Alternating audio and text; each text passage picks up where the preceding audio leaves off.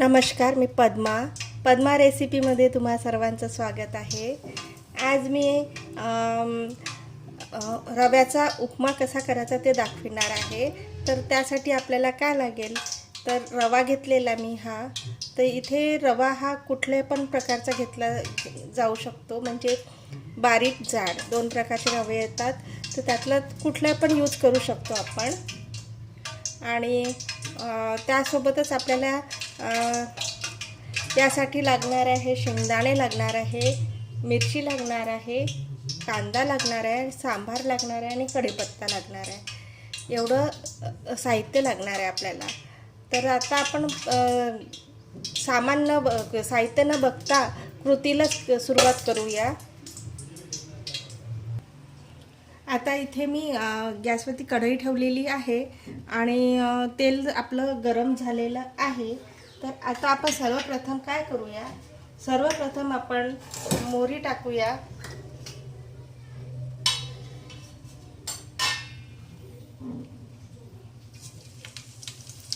इथे मी 2 चम्मच तेल घेतलेलं आहे। मोहरी टाकल्यानंतर मी बारीक कापलेला कांदा टाकूया।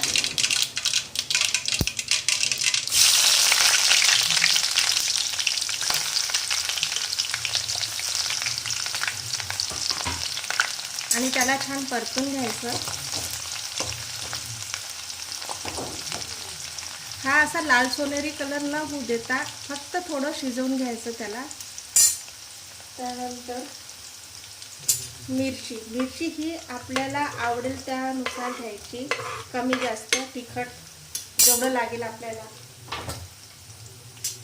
इथे मी 3 मिरच्या कापून घेतलेल्या आहेत।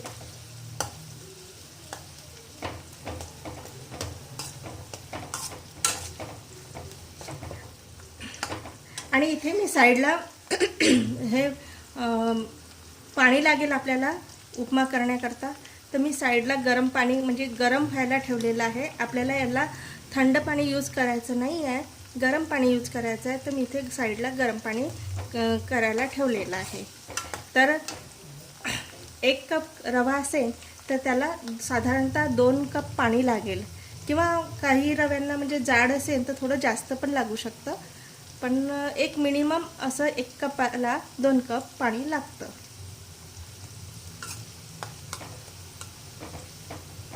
आता आपण कढीपत्ता टाकून घेऊया।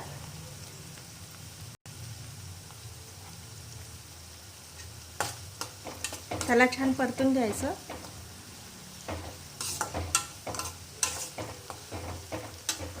त्यानंतर मी इथे उडदाची डाळ टाकली होती, ती टाकूया। उडदाची किंवा मुगाची पण डाळ टाकता येते इथे, किंवा चना डाळ पण टाकता येते, कुठली पण डाळ यूज करता येते। आणि तिला परतून घ्यायचं।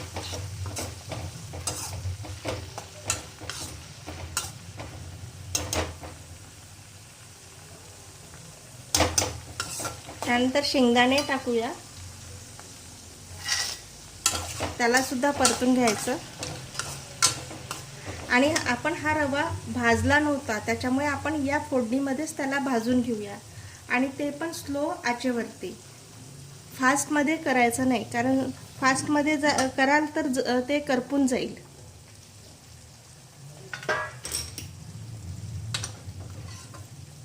छान परतून घ्यायचं स्लो आचेवरती।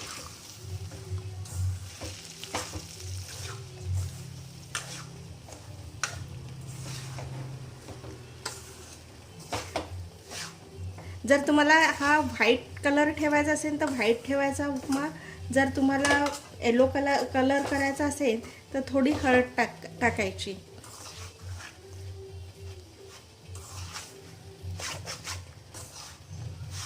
मी ते हळद टाकणार नाही आहे, आणि याला छान 5 मिनिटं छान परतून घ्यायचं।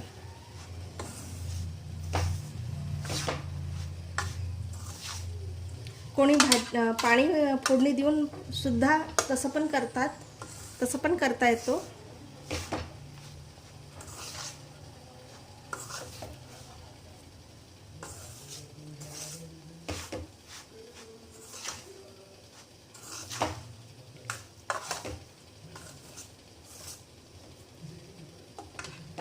आपलं 5 मिनटं परतून घ्यायचं. आणि आता आपल्याला मीठ टाकायचं. मीठ हे आपल्या आवडीनुसार टाकायचं, कमी जास्त. मी साधारणतः अर्धा चम्मच टाकते आहे. आणि त्याला सुद्धा परतून घ्यायचं.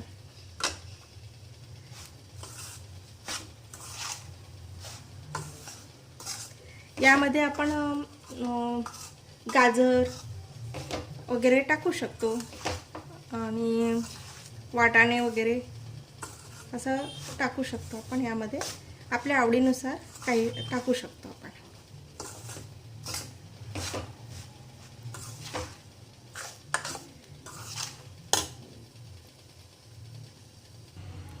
आता आपला हा रवा 5 मिनिटं परतून झालेला आहे. तर आता म्हणजे याला करपू नाही द्यायचं, याला व्हाईटच ठेवायचा कलर. याला चेंज होऊ नाही द्यायचा कलर. जसं आपण लाडवासाठी किंवा शिऱ्यासाठी भाजतो तसं नाही भाजायचा एकदम. आणि आता त्यामध्ये 1 चमचा तूप टाकून घेऊया. त्याने तुपाने सॉफ्ट होतो.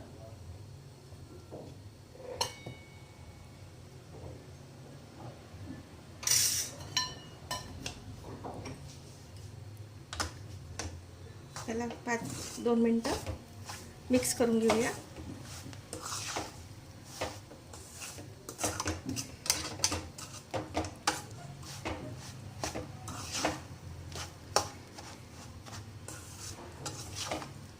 छान झालं आपलं भाजून. आणि आता आपण गरम केलेलं पाणी सोडून देऊया यामध्ये. हे बघा, मी एका गंजामध्ये गरम पाणी केलं होतं, ते आता यामध्ये सोडून द्यायचं. आणि पूर्ण एकदम नाही टाकायचं, थोडं थोडं म्हणजे थोडं टाकायचं, थोडं राहू द्यायचं आणि मिक्स करून घ्यायचं. पहिले त्याला मिक्स करून घेऊया.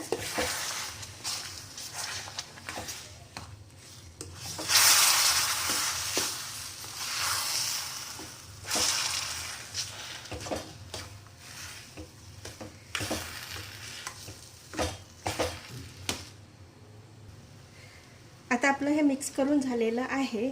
आता आपल्याला जसं नरम पाहिजे त्यानुसार आपल्यावर डिपेंड आहे किती मोकळा ठेवायचा आणि किती म्हणजे असं नरम होऊ द्यायचं.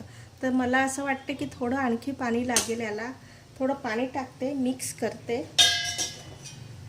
आणि त्यानंतर एक लीड आपण झाकून ठेवूया आणि 5 मिनिटं वाफ काढून घेऊया. थोडं मी आणखी पाणी टाकलंय, थोडा सॉफ्ट होण्याकरता.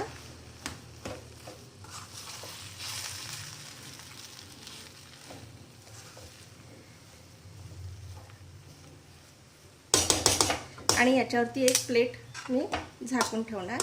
एक वाफ काढून घेऊया.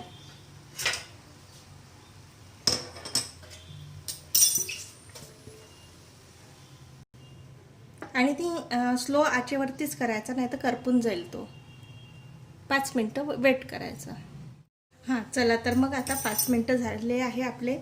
आणि उपमा बघूया.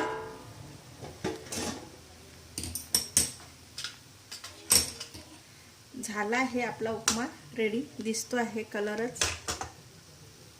थोडं बघून फिरवून. मस्त.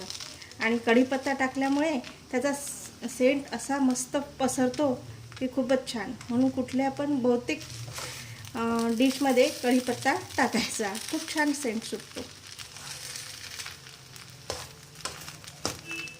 आपला रेडी झालेला आहे. आता आपण एका प्लेटमध्ये काढून घेऊया.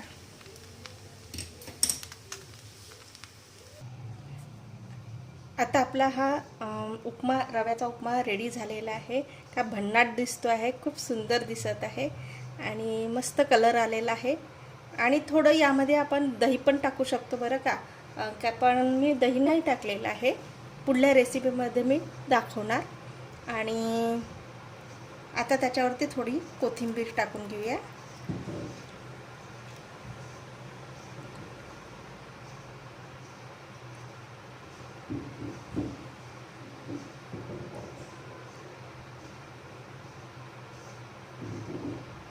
मस्त, खूप छान दिसते आहे. आणि हे उपमा कसं बहुतेक सगळ्यांच्याच घरी बनवलं जातं, पण मी बनवून बघण्याचा प्रयत्न करून दाखवण्याचा प्रयत्न केलेला आहे. आणि तुम्ही पण करून बघा. आवडली माझी रेसिपी आवडली तर लाईक करा, शेअर करा, कॉमेंट्स करा आणि सबस्क्राईब करा. आणि तुम्ही वेळात वेळ काढून माझी रेसिपी बघितल्याबद्दल तुम्हा सर्वांचं खूप खूप धन्यवाद. थँक्यू. Bye bye.